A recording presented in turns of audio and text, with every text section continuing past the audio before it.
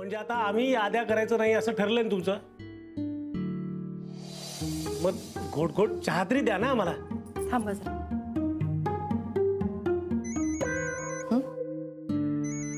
स्वानंदी. हा बोल ग. आई मी बोलते ग. हो कळलं, बोल.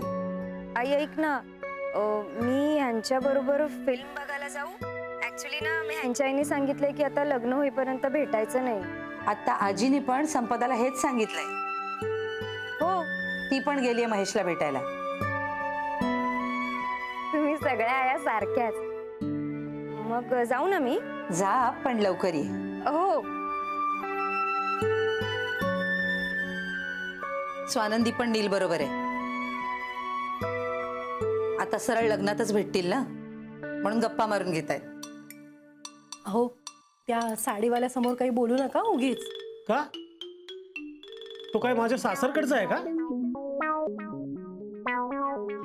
तोंड बघा यांचं, जसं काही सासरच्या लोकांसमोर गप्पच बसलेले असतात. तू गप ग. नवऱ्याचं सगळं बोलणं मनावर घ्यायचं नसतं. बर, मी तुझं हे धोरण आहे का? अहो पण तुम्ही साड्यांसाठी पैसे काढून ठेवले, जरा जास्तच द्या. म्हणजे आम्ही विचार करूनच खर्च करू. पण तरी खरेदी करताना 4 पैसे जास्त असले तर बरं असतं.